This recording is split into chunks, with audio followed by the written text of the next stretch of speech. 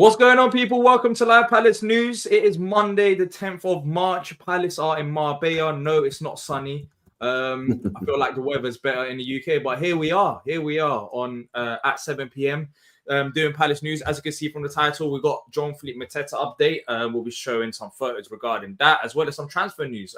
But most importantly, we're going to try over the next 3 weeks or so, try to do content, go through listener or viewer questions in the chat. So if you have any questions, feel free to send them through and just have general Palace chat as much as possible. It'll be nice. 3 weeks without Palace. I mean, I know some people like to relax, but it's good to talk as well. It's good to talk as well. Joined by T here. T, how you doing, man?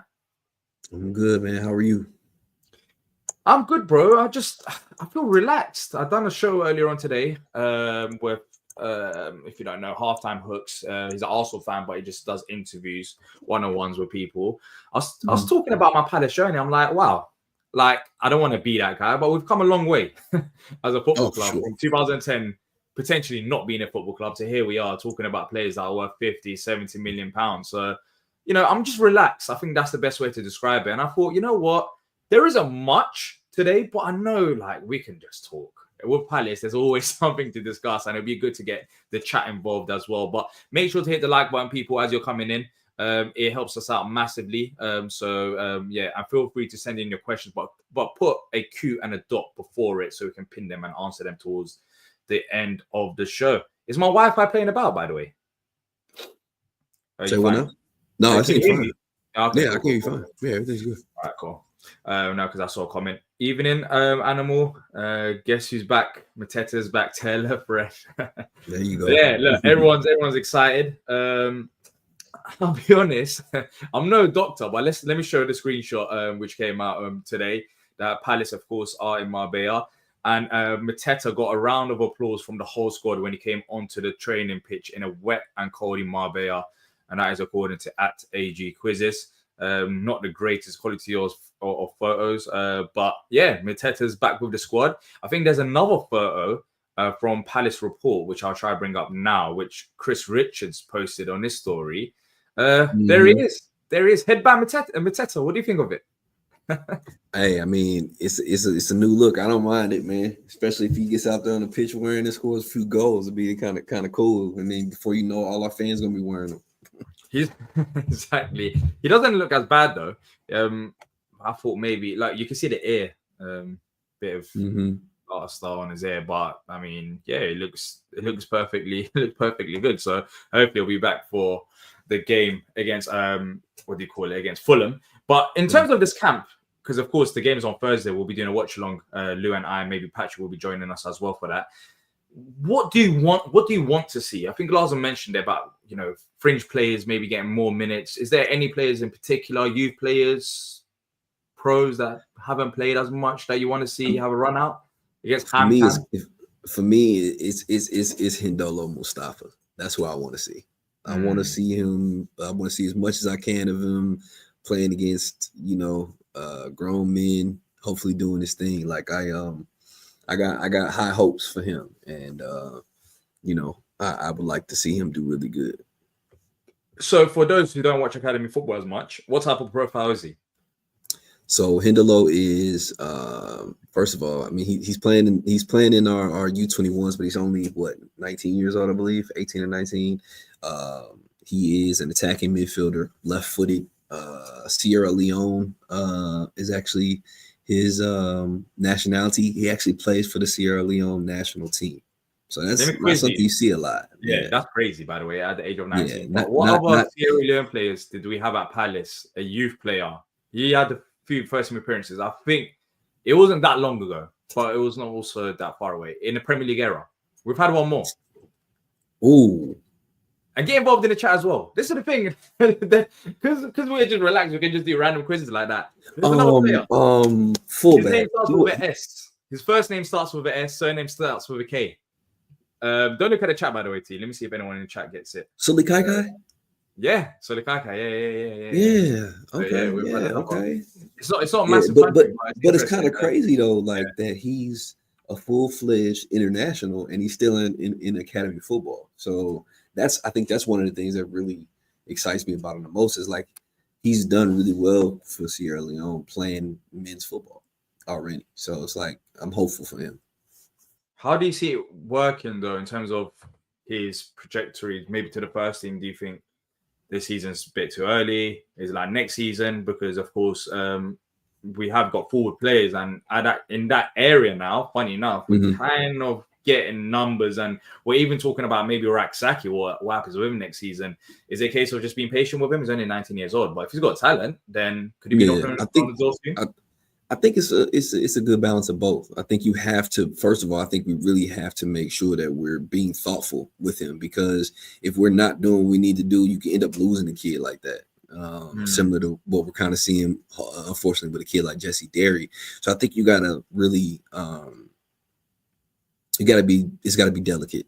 But I think that his trajectory is probably more like two years down the road before we can hopefully see him, starting to find his way, hopefully with the first team. But I think the biggest thing first is to give him opportunities, like right now, to train, to do a little bit of playing. This summer is going to be really important for him.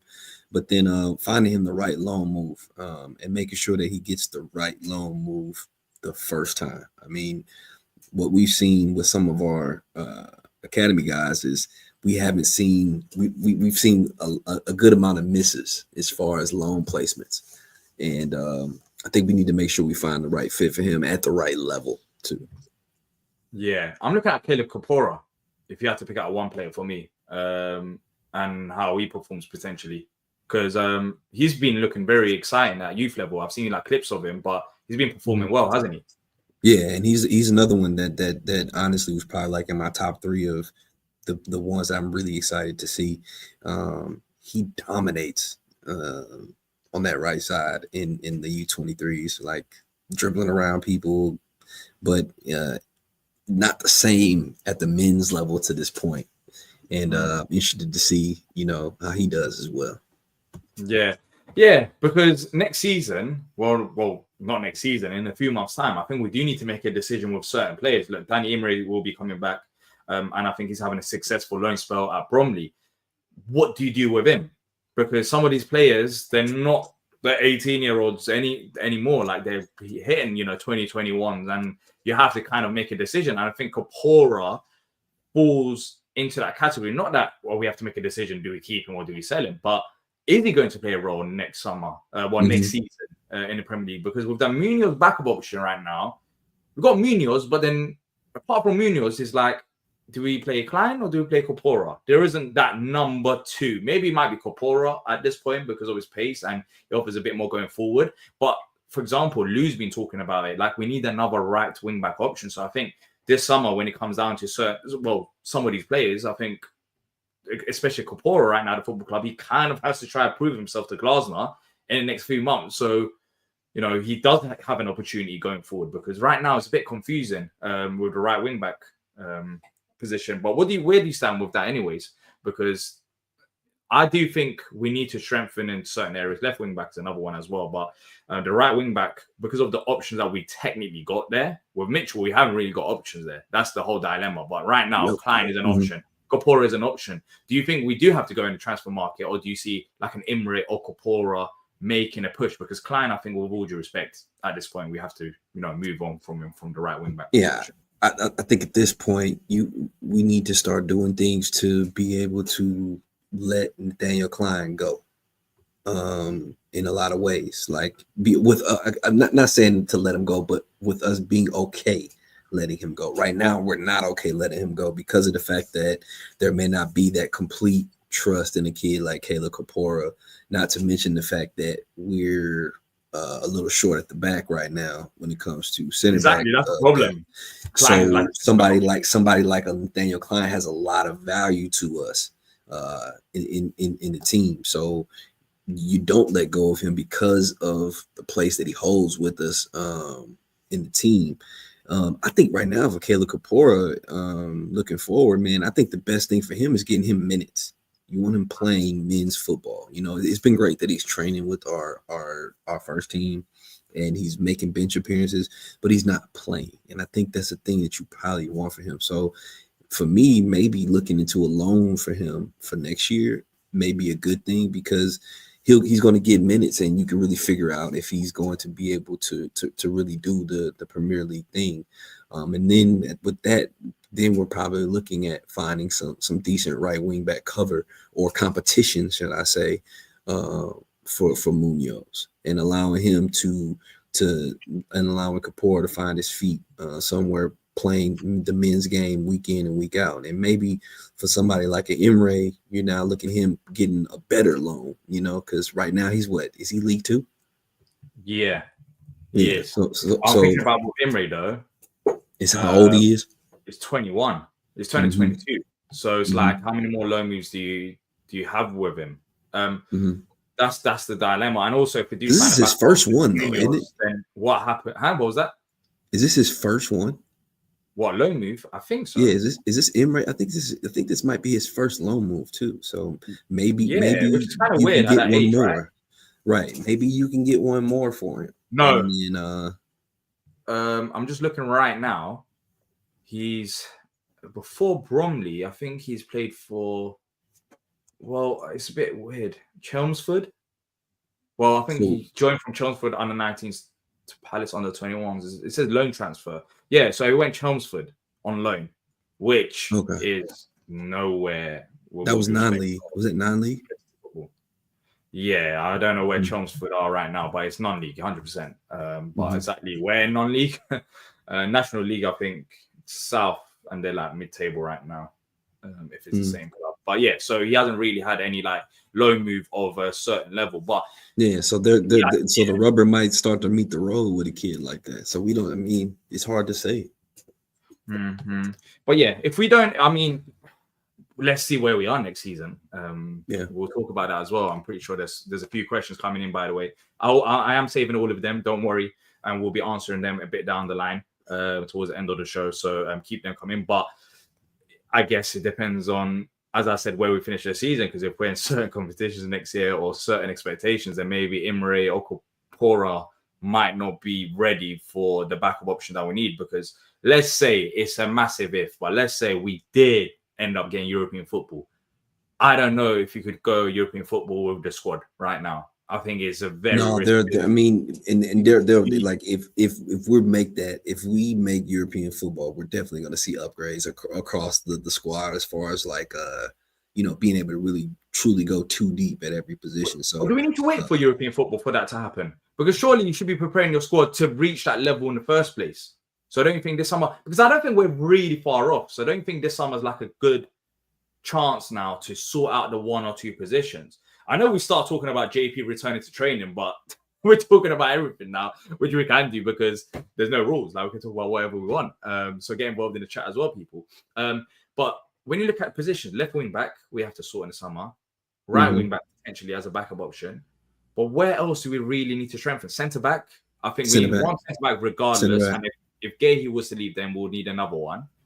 Yeah. But up front, do you bring in another striker when you have Nketiah, Sarr, Mateta, you can rotate? I don't think so. I don't think you bring in another striker. Only other position I could think of that we might bring somebody in is as central midfield, just because of the fact that you have to decide how you're going to move forward with your central midfield. I think you got Lerma is now 30. He'll be 31 next season. You also have the likes of hopefully we'll probably keep Will Hughes around, but we have to see, and then we have to see what's going on with Corey and his injury situations and things. So other than across our back, I think center midfield could be the only place I could see anybody else coming in. Then again, playing with two midfielders, you've got Lerma, Walton, as you said, the Corey, we'll see what happens, and Hughes. So potentially, what about Ozo? Exactly. Does David Ozo step up into the first team? Would love to see that, but at the same time, if we're going for Europe, I don't know.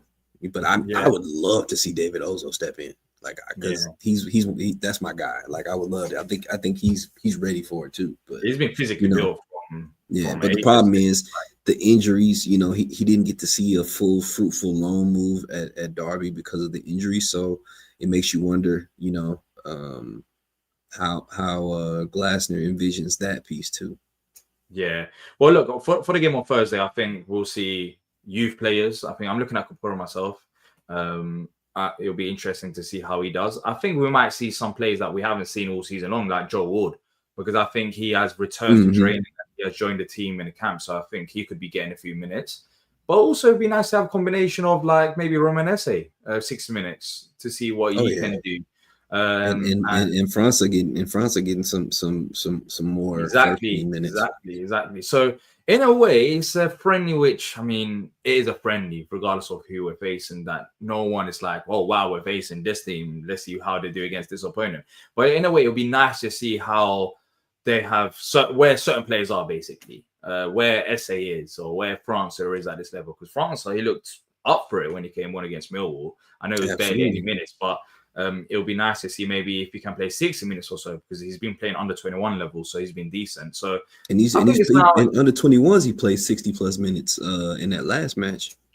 I think it's close, to making like a full return at this point because remember, Glazer did say that the initial timeline for his return was March, and we are in March, Mm-hmm. and now he's getting 60 minutes here and there. So if you can get another 60 minutes now against Hamcam on Thursday, then maybe come from the break, France could be an option, like a genuine option that we could use off the bench. Because right now, I don't know about you and everyone in the chat as well, get involved.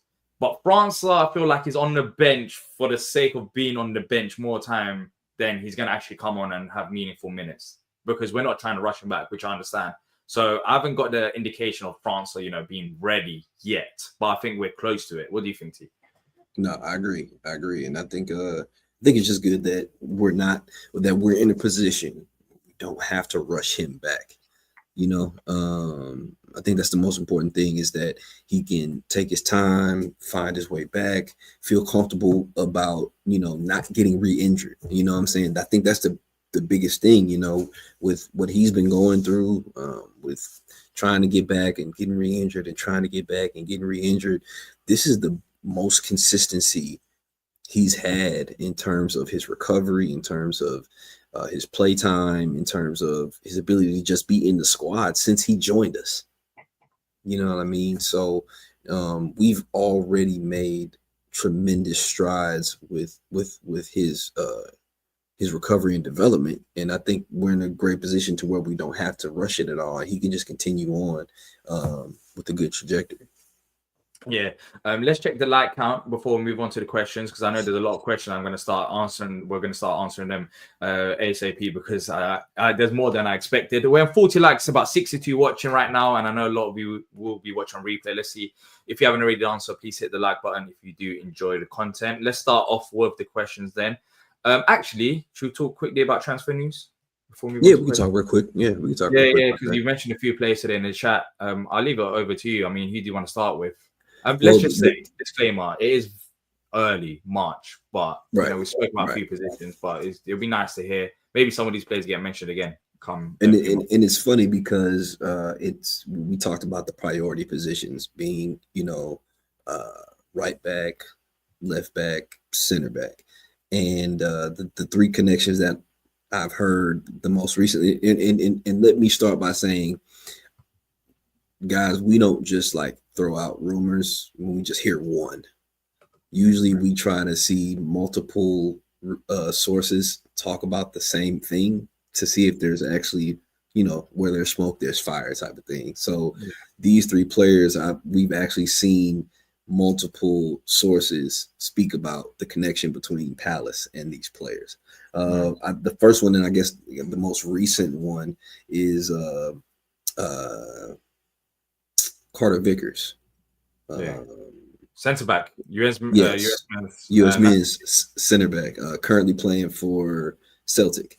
So a few sources that included Hard Tackle, Transfer Fee, Football League World, all put out information saying that we had some interest in him at around the 7 or 8 million mark. Cameron Carter-Vickers, like we said, is U.S. Men's International, 27 years old. Has been making a ton of appearances for Celtic over the past, I believe, 3 years. I think he started there in 2022, I want to say. But he's now a permanent player. He was with Tottenham, went on loan to Celtic. Yeah, I remember. Celtic bought him, and he's been starting almost every game for them since. So he's been playing pretty considerably, both in the Scottish League, but then also in Champions League, which they are still in, I do believe. 27.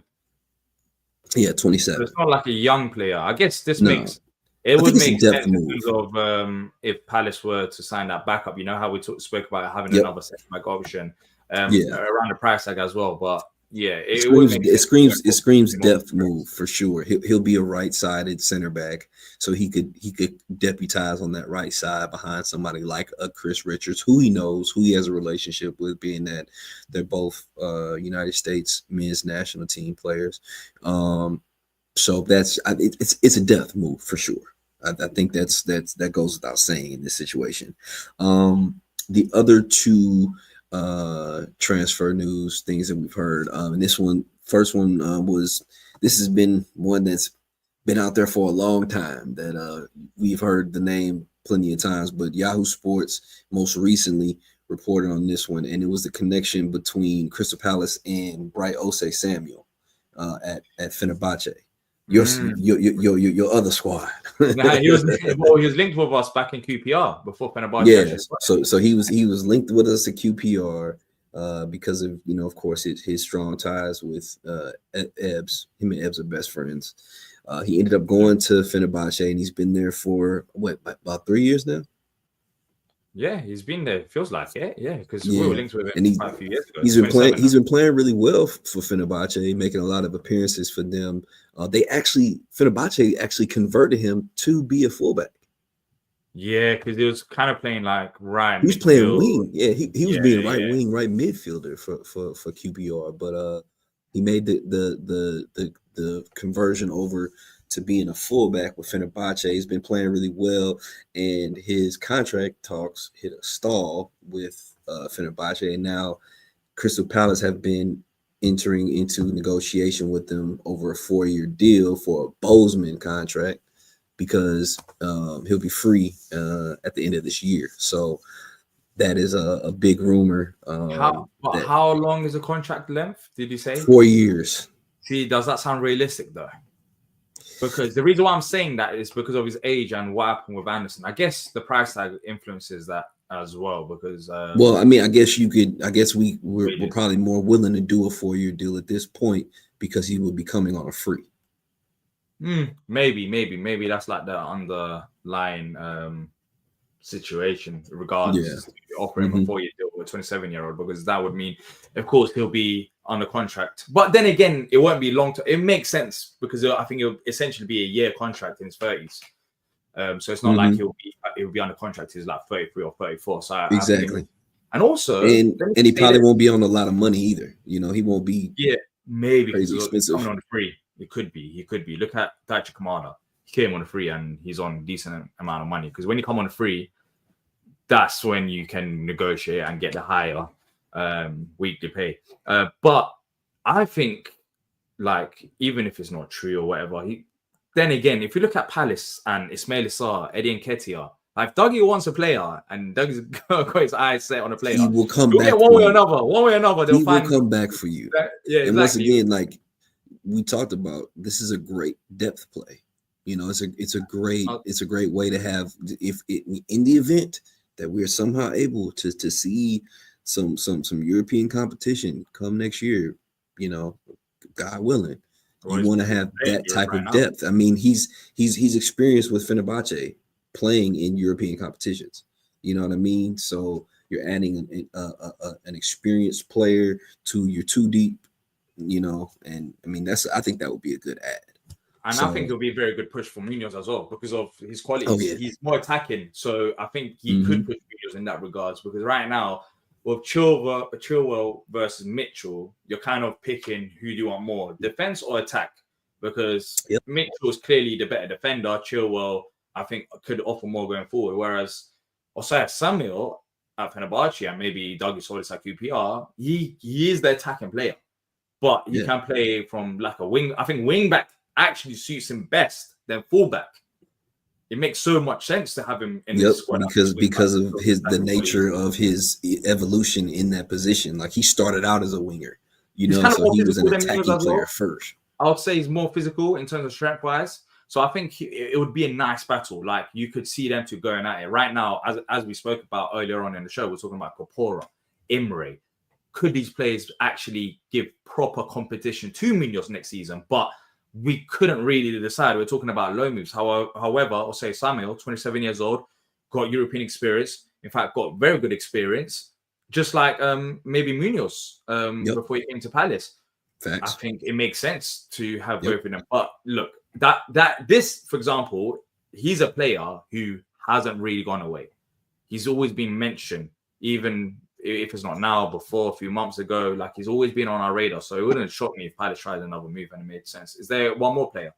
Yep, and just one more, and this is the other side of the pitch, looking at a wing back, and it's Dennis Serkin from Sunderland.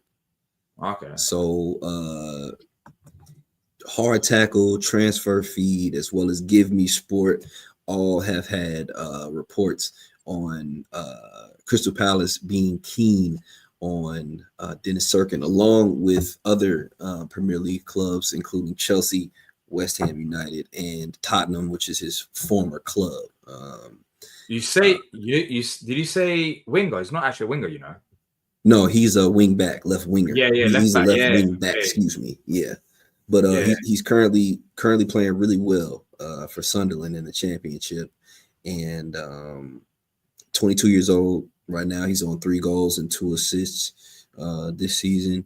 The only thing that's really been one of the things that's been a little bit tough for Serkin is he's dealt with some injuries in the past, but he's been healthy for the majority of this season, and he's been playing really well, and he could come at a price tag that would be more than affordable for us as a club too, and that would help with really solidifying the that left side along with Tyler. Will be linked with a lot of wing backs and fullbacks. I hope so. I hope so, and I hope he gets something done. Left wing back. It would be criminal if we don't. We can't go into next summer. We can't leave next summer window and say we still need another left back. We can't. Yeah. We need to have that proper competition for Mitchell. I know Chilwell is like a stopgap. He's experienced. He's here for the remainder of the season, but I don't see Palace going for him in the summer. I just don't see. No, it's going to be too. It's going to be too expensive. It's going to be too expensive.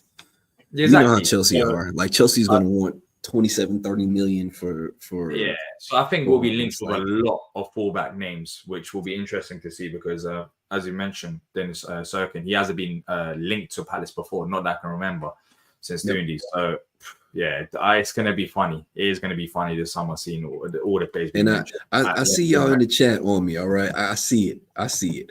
Re-sign. Excuse me. Not resign. Re-sign. Sorry, guys. That is funny. All right. If you haven't already done so, hit the like button, people. It helps us out massively. And send in your questions by putting a Q and a dot. And we'll answer them right now. There's a lot of questions already that's been sent in. As I said, in the chat for those. Yeah, exactly. It'll be nice during this break to have a conversation with the chat. If there's any bit of news, talk about that as well, and just have general Palace chat. Because and we gotta decide when we're gonna drop the news on them. D. When do you want to drop it? It's your news. I mean, should you drop it right now? Should we? Should we? We might as well. All right. So check this out. For anybody that's interested in knowing, all right. April 1st, your boy lands in London. All right. Yeah. And it's not April Fool's Day. We're serious. It's not. Good point. It is not an April Fool's joke. Like, it's so much of not an April Fool's joke that I fly out on March 31st just to show you that it's not April Fool's. So you won't be here for the Fulham game. No, by then we'll be in the semi-finals, but we'll be going to the Southampton game together and Brighton as well. Southampton away game. I'll be there. Me, Lou, T. And yeah, then so I that'd be will good. be in the building at For Sellers Brighton. Park for Brighton. Hey, Man, bucket list. Cannot wait, you, bro. Cannot wait. you got competition with Patrick because when he came, he went 3 for 3. Hey So man, hey, I'm just hey I'm just saying, like you better pray. You better if we pray. take Like, those if we come out with those 6 points, man, 6 hey, yeah, points, Patrick gonna go yeah. head to head. Coming like Oh LeBron and man, MJ. Like oh he's part of the man, GOAT competition. oh man. Like yeah, I mean Patrick is goated apparently when it comes to coming to London. My goodness. I can't lie, that stat is very flawed. I don't know if Patrick's in the chat, but He said when it's Patrick came flawed. before, it wasn't it wasn't like this. It wasn't like this. Like Patrick's come and he's lost a lot of games as well. But this time around, hey, he had his Yeah. moment. He had his moment. He's on form. He's on form right now. He's on form Man, right now. man on the guitar. No, I've never been to Sellers before. Bro, I've never been to London before. So Yeah, this is going to he hasn't been to be the UK, exactly. yeah, this is going to be a tremendous experience, bro. Yeah, Really we'll looking probably do forward some to it. vlogs. So Oh, it'd be good. I plan on doing an entire vlog, giving it to you all, and then we can do a whole back in the nest vlog, kind of like how Patrick does. You know what I'm saying? Yeah, So it'll be good. It'll be gotta go good. buy a GoPro or something, man. Yeah, hey, it'll be good, man. It'll be good. Hopefully by then the sun is shining as well. The clocks go forward. I think it's gone forward already in the States, right? Yeah. I mean, it's up to the 70s now, so 70s Fahrenheit. What's that like? Now I'm talking about Upper daylight. 20s? You know Oh, how the clocks daylight. go Oh yeah, forward? we're good. As it Yeah, happened in the we US. already jumped forward. Yeah, Yep. we haven't. We're doing it at the end of this month. So by the time you come, the days will be longer. Mm-hmm. Hopefully, as I said, hopefully when you land, we'll be laughing and joking about Palace in the semi-finals. That would be great. Man, I It would can't be wait, nice man. for you to come Fulham, but yeah, that would be nice. That's like That yeah, Fulham being a noon game on Saturday made it really tough, man. Yeah, like yeah, if it could have been on Sunday, and it would have definitely been possible. But yeah. But look, you're still coming, and it should be good. It should be good. All right, let's go to the questions now. Quentin saying, when will home shirts be reduced in a club shop? Cheapskate here. I wish I knew, but probably. I think they've discounted everyone but the home ones. Yeah. The away ones are discounted. I remember when they discounted the yellow and the black ones. Yeah. So probably the home one will be next up. JSP saying, is winning the FA Cup a realistic target? Realistic? I think still in it, so yeah, it's realistic. It is a realistic target. We still I don't think I don't know if I can say confidently that we'll win it, but I think at this stage, it is a realistic target. We're 3 wins away, right. and For when you look sure. at the teams that's remaining, I think it is a realistic target. Yeah, absolutely. Yeah, exactly. Does Ward still train? Says Damo. Yes, he does. Glasner confirmed at pre-Ipswich that he's coming back from his injury, so he should be with the squad in Marbella. And hopefully get some minutes to help him, kick back up. But yeah, I don't think Joel Ward will be playing any competitive minutes from here to the end of the season. He's been a great servant for the football club, but after a certain stage, you just have to probably move on. And I think we'll be moving on this summer. I'll be shocked if we sign him on another deal. JSP with another question saying, do we keep Franca with Jess coming back and him being injury prone? Yes. I think they play 2 different positions. They're playing 2 different but the positions. question is, do we keep Jez? That's the biggest question, not Franca. Because I think Jez is more tied to Esse than he is Franca. Exactly. So I think it'll be interesting because of signing Esse, who's a youngster, who's got a lot of potential. I wonder what happens there because Sarr is still there as well. So exactly. So it'd be nice for options, but I don't see do the chat see it? The Jez, Esse, Franca, Kamada, all of these players being on the bench. I don't know. I think we might cash in on Jez potentially, which I don't know how to feel about that at this current stage because it'll be pure profit. And maybe we could get that £15 million that Southampton was asking for, or even £20 million that we can reinvest back into the squad. So yeah, potentially. I think Jez is the bigger question. Do you think the news that we told United we will sell JP for £40 million is true? I thought the price would be 100 million plus. I don't think that's true at all. It's not true because David Ornstein came out as well and said that I don't know where it's come from. He doesn't really believe in the story.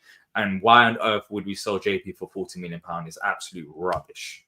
If he was to sell him, he's going for a decent amount of money, not £40 million.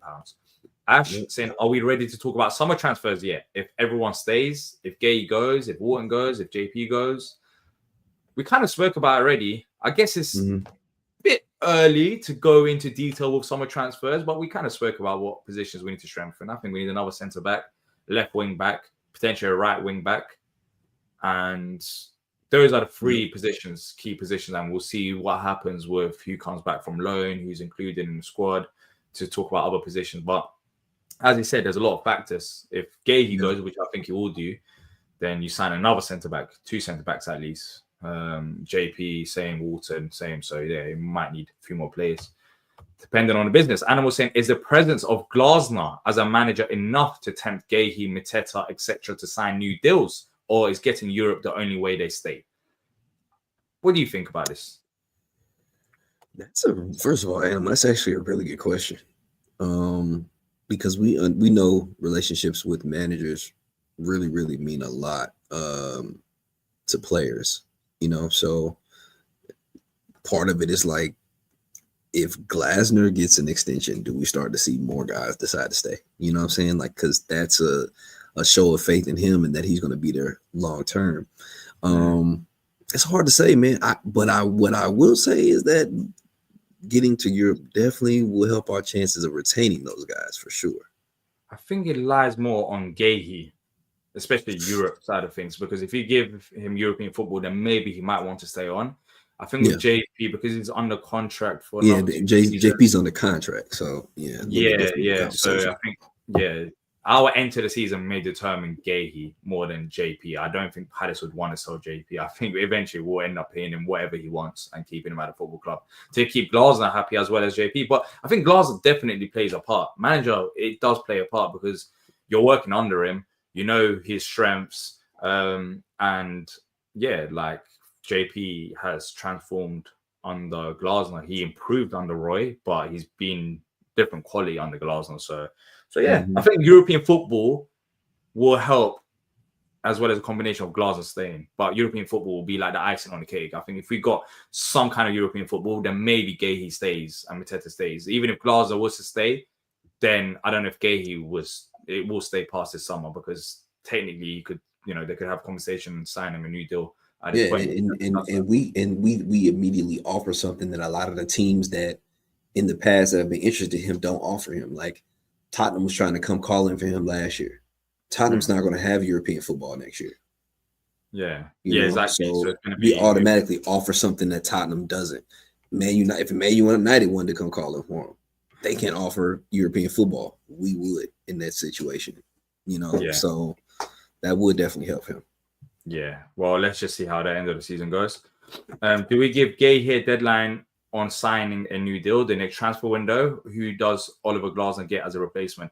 I think we will be selling him if he doesn't sign a new deal in the summer. I don't know if there's like a particular deadline for that, a date, but I think summer is the deadline. For sure. And he won't go. I don't think he'll go for 60 to 70 million pounds. Where do you stand with Gahey's price tag? But I think there might be enough interest to maybe get some bidding kind of war going, maybe like 50 million pounds. I feel like we could definitely get around 50. Yeah. I think that'd be solid as well to reinvest that back into the squad. For sure. A lot of questions from Palace 1439, but keep sending them through. Do we go after another centre forward? If so, what do you think of Delap from Ipswich? Let me say this: a few people have mentioned Delap from Ipswich, but let's be realistic. Delap from Ipswich, I don't see him joining Palace when there's other big clubs that are after him, like Chelsea, and so I don't really see that happening. And also, when Ipswich do sell him, they're going to sell him for a good price tag. I don't know if we could afford him for what we're trying to do. But what do you think of Delap and potentially another centre forward? I think Liam Delap is really talented, and I don't doubt that at all. I just don't see it happen with us, especially with Jean-Philippe and Eddie being in place. Yeah, and then Sarkin also out front. Yeah, he's got Liam Delap is a young guy who's getting a lot of first team starting 11 exposure in the Premier League, and he's playing really well. And I don't see him then deciding to sign with Palace and becoming a third striker potentially Yeah, and not yeah. seeing the pitch. I just don't see that happening.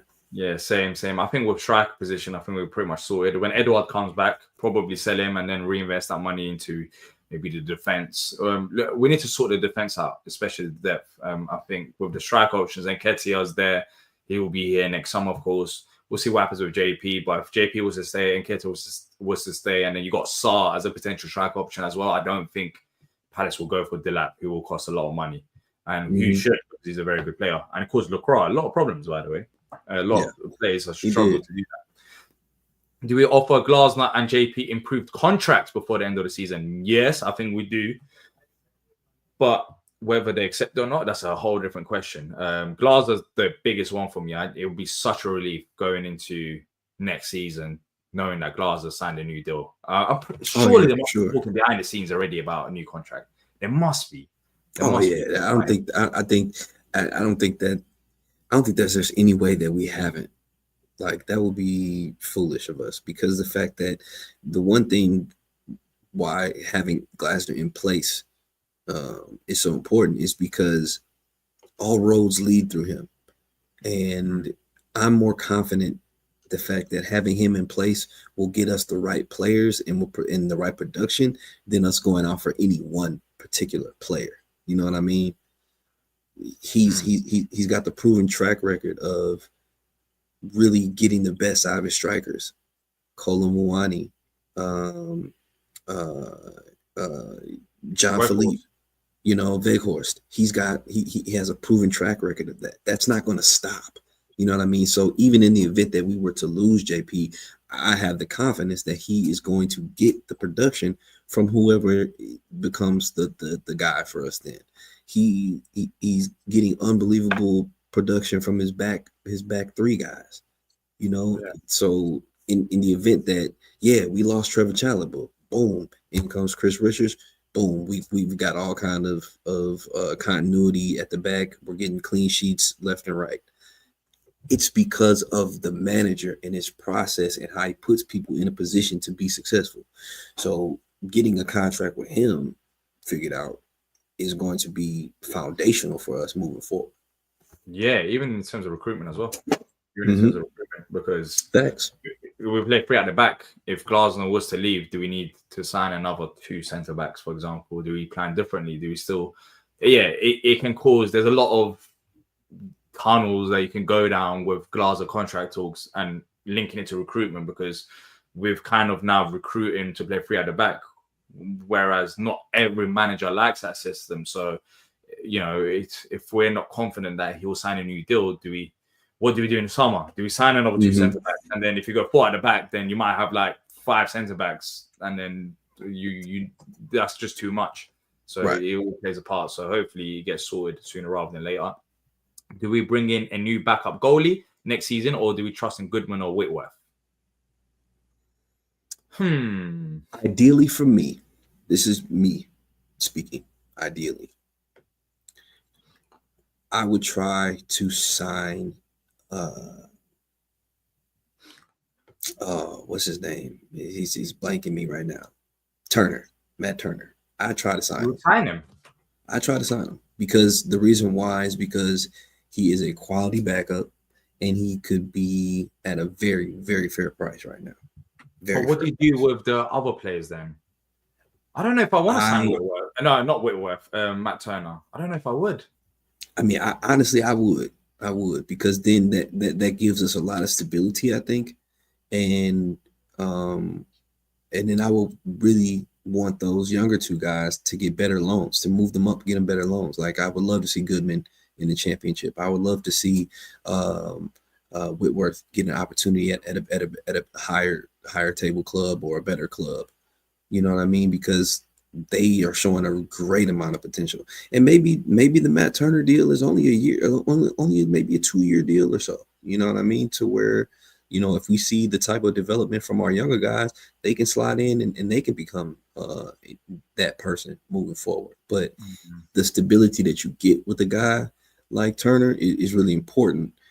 But at the same time, we're not having the same conversation that we would have in the past when we had like the Henderson versus Sam Johnston conversation, where it's like, who should be starting, one or the other. No, I don't think you we can have do a that. Like, no. I don't think you can. I think it's good. But Yeah, I think it's good that we don't have to do that. Is what I'm saying. Like he is the solidified backup. He's the backup goalkeeper. Like no qualms about it. But he's a quality backup goalkeeper. I like that compared to how our fan base. We kind of, some people were Johnston fans. Some people were Henderson fans. No, we have a Hendo's the guy. Hendo, by the way, what a guy he is. He hasn't made 50 appearances, but he has made a huge argument to be the starter, hasn't he? Yeah, he's crazy. Like he just buys into the club. Like I don't know what about him, what it is, but he just understands the club, Henderson, from maybe on and off the field. And I love that. And I love that about it because, as you said, there were talks about what happens with both of them. Some people leaning towards Johnston. But yeah. Also, did you see about Thomas Tuchel? He apparently texted Dean Henderson, Eze, Adam Wharton, and Gahey. He was at Selhurst Park once again. I think he was at Selhurst Park for the Villa game. He was at Selhurst Park. He showed up early. He was there early. Yeah. Well, we have got internationals. I think Glaser mentioned it. Like, it makes sense for him to be here because we had 4 internationals representing England in the Euros. But apparently he texted the players. So yeah, he said apparently what Dean Henderson said is that he said that he'll be at the game and in the stands watching.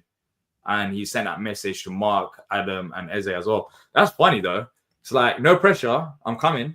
Just to let you know, he texted them beforehand. I'm coming over to watch you. so yeah, we'll see who gets called up. It would be nice to get Adam Wharton called up, but because of his injury concerns, I wouldn't mind him having a little break before the FA Cup quarter final. But especially because we're gonna have to depend on them pretty heavily. Yeah, assuming the bottom 3 go down, who should we be targeting from their squads? Leif Davis from Ipswich. You could definitely consider Leif Davis. He the lap is not realistic, in my opinion, for the reasons explained before about strikers. You know who I really like, and I realized I messed up when we were doing the preview show at Ipswich. I said center back, and I meant to say center mid. It's Jens Kajust from Ipswich. Yeah, he played against us as well. Yeah, I like him. He's a solid player. He's a solid player for sure. So, and we were talking about possibly, what we want to do if we want to bring in another midfielder like that. He'd be a really good option.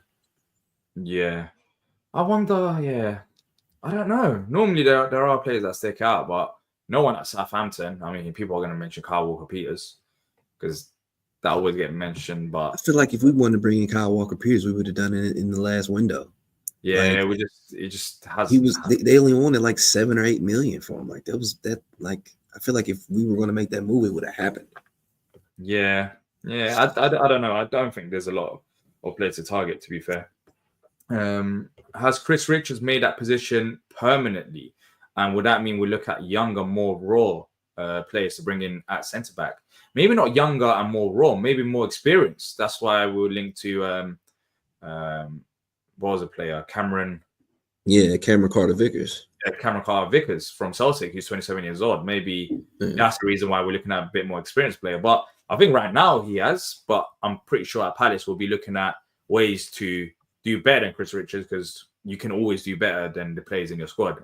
But of course it'll be hard because right now he's solidified it. But yeah, for now he's permanent and he's been great to you. Yeah, he's been great, man. I mean, and it's funny because I feel like he's been by far one of the most polarizing figures in our team for a while now. But he's been such a foundational, consistent guy. Like whenever he gets in there, he's just consistent. He plays really well, and the results have shown. Like I don't think you can debate how well he's played. Quite honestly with you, and it was funny because I saw after the Ipswich game or during it a guy who will not be named, who's actually blocked by I feel like everybody in our chat. I'm not gonna put out a name. I don't want to do that. Okay, but came out and tried to disparage Chris Richards and how he was playing. And That's crazy. I just love the fact that our fan base just absolutely ripped him a new one. Like they got in his comments and just was ripping him the entire time, What did especially Chris do wrong? Well, he's exactly. not the match content. He's been brilliant. And He's been improving he said on. something bad about he said something bad about Ismail Assar too, and it's like, come on, man. Yeah, like, I don't know who he is, but I don't know what he's cooking. Yeah. I think the following first teamers are out of contract at the end of the season: Schlupp, Ward, Klein, Matthews, Hughes. Do we retain anybody except Hughes? I think maybe one of Ward or Klein will somehow make the squad again. Other than that, Remy Matthews potentially as per choice goalie. He seems like a good player to have in the squad. I feel like the reason why Remy hangs around is because by keeping him as your third, you don't have to put a Goodman or a Whitworth there as your third goalkeeper, and you allow them to go out and get game time. You know what I mean? So Remy has a purpose, and like you said, he's a great squad guy. They love him. You know what I mean? So I could see Remy staying, and I can also see, of course, Hughes staying. I think the conversation between Ward and Klein becomes whether or not we get the necessary reinforcements at the back to, like I said, be able to let them go. Because right now you can't let Klein go because he plays too important of a role for you as far as your depth and in your reserves. But if you bring in the players where his need becomes a lot less, and then you could possibly, maybe decide on not bringing a guy like that back. I feel like Wardy comes back just because you want to give Wardy his testimonial time. You know what I mean? You reckon he comes back? Maybe. I don't know. I mean, I could see that just because he's the elder statesman. He's not going to complain about not making appearances, and then he'll eventually get his testimonial with us. You know what I mean? I could see that. That's the great thing. I can't remember. When's the last game Joe Ward played? It's 35 as well. It had to be last season. I haven't seen him play at all this year. No, I think he's played this year. He's played one game in the League Cup. Yeah, 11 minutes. Okay, gotcha. Okay. Who did he play against? Was it Norwich? It was League Cup. It might have been Norwich. I'm trying to find out right now. He hasn't played in Premier League. Yeah, Norwich. Norwich. Yeah, I say that sounds around 11 minutes. Huh? Yeah. He played 11 minutes against Norwich, which is crazy. I can't remember that at all. Apparently came off the bench. But yeah, with Wardy, I don't know if we sign him on a new deal. Maybe Klein, yes. But ideally, we need to be moving on from these players, and I mean that with all due respect. I don't want to go. It's not a disrespect. Yeah, because there's an easy solution. Klein can play right wing back or centre back. That's fine. We know that. But can he play at the quality that we need for us to push forward as a football club? Yep. That's my biggest stance, because over the years I felt like we've gone down the easier route at times, and of course you can't have 11 Munozes in the side or those kind of quality players. I understand that, but I think you make a decision between Klein or Ward. I would be surprised if you sign both of them. And Schlupp is gone. I think Schlupp is gone, and Will Hughes, he has to stay. There's no way we get rid of Will Hughes, especially how good he's been playing under Oliver Glasner. Yeah. Should we wrap up? for a show where there's been barely any news, we've managed to nearly speak for an hour. But it's been good. Shout out to the chat, keeping it It's been good. We'll see. Tomorrow we might come back as well. Tomorrow, if there's any news or anything that's happening, and I know there's more questions, but we haven't been able to answer all of them. We're nearly here for an hour now, which we weren't expecting to do. But if you've got any questions and we couldn't answer them today, then maybe pop back tomorrow. We'll try to do these around 7 p.m. We'll see how it goes. But tomorrow we'll try to do another one at 7 p.m. Of course, Thursday there is actual match day content. I know it's a friendly, but we'll be there for Palace versus Hamcan. But yeah, apart from that, people, we'll see where it leads up to. Let's see if there's any news or so. But tomorrow, 7 p.m, we'll try to be here. Sorry to everyone that we couldn't answer the questions. Like, subscribe if you haven't already done so. And until next time, up the Palace. Up the Palace.